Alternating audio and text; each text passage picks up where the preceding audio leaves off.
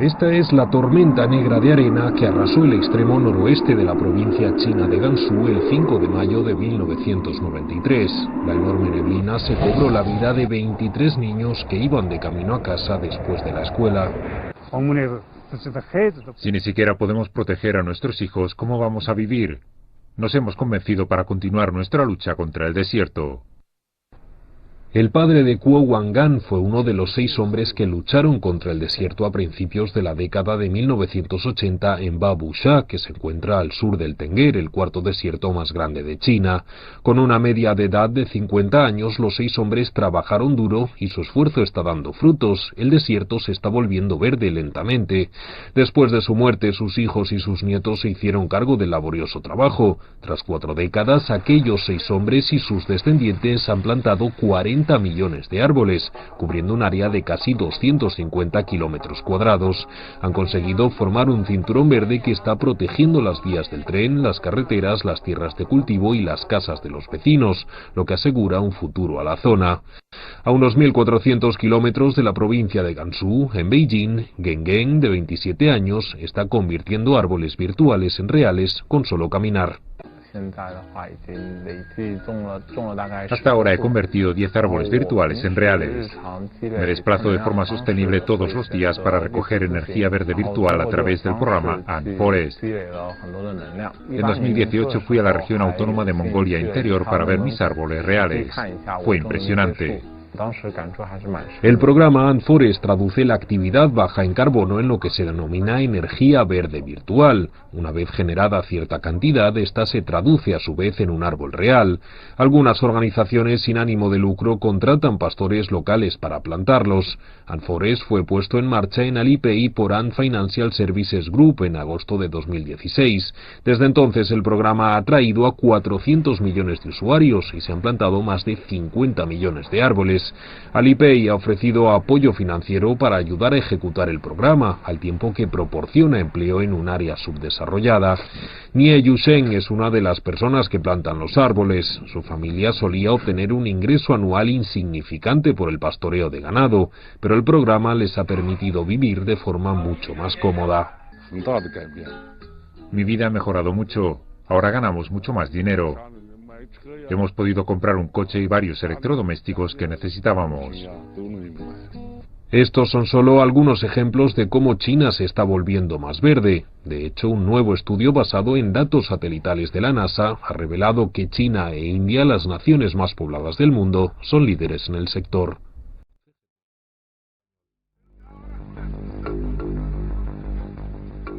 Durante varias semanas en agosto, parecía que el Amazonas iba a arder por completo. La mayor selva del mundo, un baluarte clave contra el calentamiento global, estaba en llamas. Según las imágenes por satélite, en el Amazonas brasileño se han producido este año un 80% más de fuegos que en 2018, a lo largo de un área cuyo tamaño equivale a Europa Occidental. El Amazonas nos pertenece a todos nosotros, declaró el presidente francés Emmanuel Macron, antes de una reunión del grupo del G7 de países industrializados. Nuestra casa está en llamas, puso en un tuit. Y hubo protestas por todo el mundo. A la voz de nosotros, de toda Latinoamérica.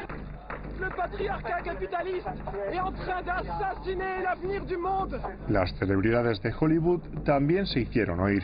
Es absurdo que nos encontremos en este estado en nuestras vidas. Es preocupante. Es increíblemente trágico. Creo que inmediatamente me sentí deprimido. La activista ecologista Greta Thunberg declaró que los incendios eran otra prueba de la traición de una generación mayor hacia su responsabilidad con el planeta. Pero el presidente de Brasil, Jair Bolsonaro, se mantuvo firme y declaró ante las Naciones Unidas que el asunto había sido objeto del sensacionalismo. Dado que los países del mundo desarrollado se enriquecen mediante la destrucción de sus bosques, no tienen derecho a sermonear a Brasil, dijo Bolsonaro, quien envió al ejército a la región para luchar contra los incendios, los cuales habían sido apagados en gran medida en octubre.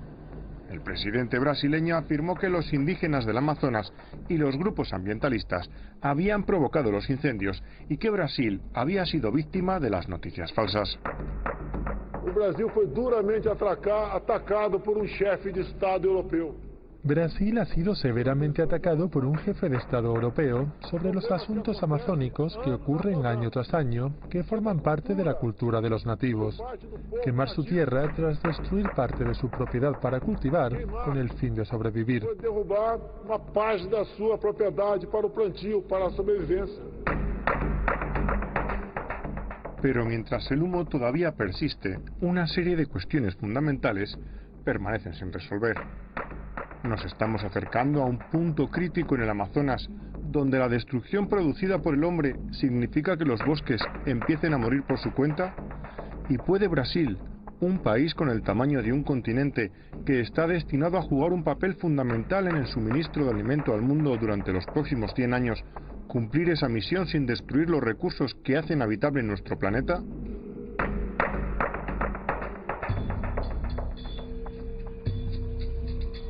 En el estado de Acre, en el remoto noroeste de Brasil, se ubica la base de investigación del Dr. Foster Brown, un geoquímico ambientalista estadounidense.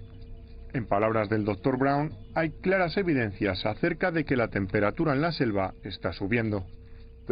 La temperatura inicial se ha venido incrementando durante las 2 últimas décadas, lo que hace que el bosque sea más susceptible a los incendios porque aumenta la denominada transpiración evaporativa. Se seca con mayor rapidez. La explicación de ese aumento se debe probablemente al calentamiento global procedente del mundo industrializado. Una consecuencia es que cuando comienzan los incendios aquí, la selva virgen en sí misma se hace más vulnerable. Cuando se seca tanto, en vez de actuar como una barrera, el bosque se convierte en leña. Cuando eso ocurre, como sucedió en 2005 y en 2010, decenas o incluso cientos de toneladas de hectáreas pueden resultar dañadas por el fuego.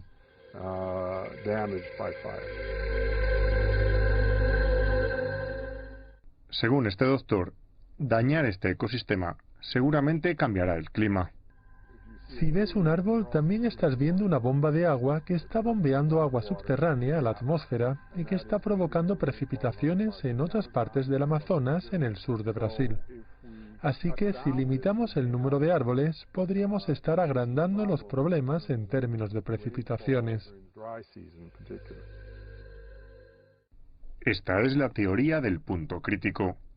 En la medida en que el bosque se calienta y se tala, llegará un momento en el que su propio suministro de agua reciclada se reduzca y los árboles empezarán a marchitarse sin la intervención humana, un proceso que probablemente sea imparable. Así que los árboles necesitan lluvia, pero también se asocian a la producción de precipitaciones. Tenemos un sistema complejo, y si estamos en el proceso de cambio de ese sistema complejo, tendremos que vivir con las consecuencias. Y puede que las consecuencias no sean muy agradables. Desde la década de 1970, cuando las carreteras comenzaron a construirse en el antes apenas penetrado bosque, el 17% de este se había perdido. En este siglo, la tasa de deforestación, un proceso continuo, ha sufrido altibajos. A principios de la década del 2000 experimentó un repunte. Una razón fue la subida del precio de la soja a nivel global, y los agricultores buscaron nuevas tierras. Desde 2012, el ritmo de la tala de árboles ha aumentado, dado que las leyes sobre la propiedad en el Amazonas se han relajado, lo que ha encendido una apropiación de tierras con fines especulativos. Soy, coffee, beef. En las últimas décadas, Brasil se ha transformado para convertirse en uno de los mayores exportadores de alimentos del mundo. Su lobby agrícola asevera que defenderá esta postura. Brasil es un país soberano e independiente. Estamos muy orgullosos de nuestro país e incluso estamos orgullosos de nuestra selva. No seremos manipulados por aquellos que quieren hacer descarrilar nuestra principal actividad económica, que es la agricultura.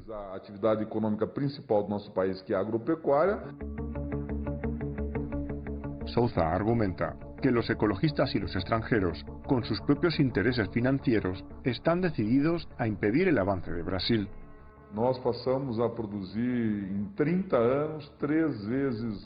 En los últimos 30 años empezamos a producir 3 veces más por hectárea en comparación con lo que solíamos producir antes.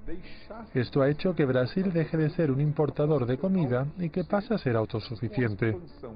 La expansión agraria en el medio oeste, en la región de Cerrado y en las regiones forestales como el Amazonas, han hecho de Brasil un gran productor mundial. O Brasil se torne grande productor mundial. Él declara que en realidad no hay necesidad de talar más bosques.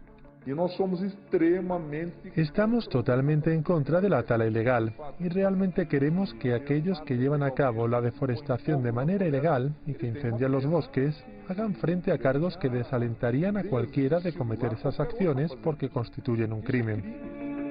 Ya es suficiente. Necesitamos volvernos más eficientes con lo que tenemos.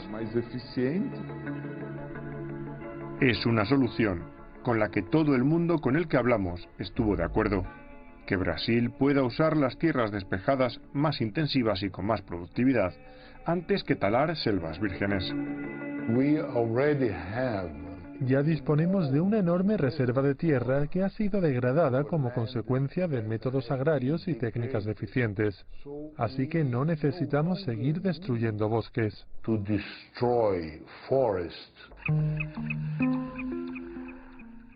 En 1990 se aprobó un fondo mundial, a través del cual el mundo desarrollado podría compensar a Brasil y otras naciones amazónicas por conservar la selva. Aunque algunos países, especialmente países de la Unión Europea y Noruega, han participado en el plan, nunca ha sido apoyado según la escala prevista. Una razón ha sido la fuerte y constante resistencia por parte del ejército brasileño a la idea de que cualquier forma de control del Amazonas pudiera cederse a fuerzas extranjeras.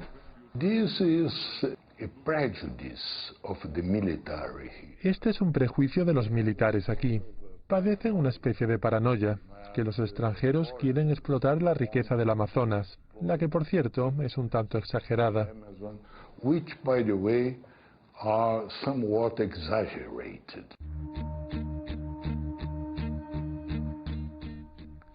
Pero hay otro tipo de presión sobre Brasil, que puede ser un incentivo más poderoso para que el país transforme sus maneras de comerciar.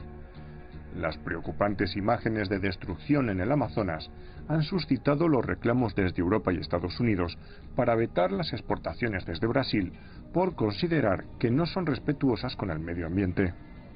Now, because of international pressure and even in Brazil, ahora, debido a la presión internacional, incluso en Brasil, la presión que fue organizada, creo que están teniendo segundos pensamientos por una sencilla razón. ¿Sabes? Brasil está inquieto, profundamente preocupado por la posibilidad de una reacción contra las exportaciones brasileñas.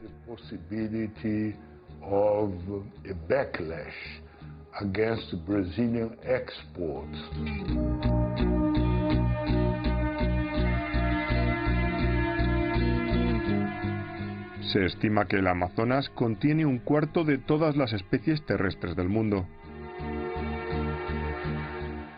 Es un depósito de biodiversidad sin parangón. Esto, más que su suelo o sus minerales, cuenta potencialmente con un valor inmenso. Dentro de este tesoro rebosante de vida, podrían encontrarse las soluciones para alguno de los desafíos a los que se enfrenta la humanidad, desde fungicidas naturales a avances médicos todavía desconocidos. Tenemos una increíble biodiversidad de la selva que no ha sido investigada ni analizada y que podría brindar tremendas oportunidades para el desarrollo y el crecimiento económico.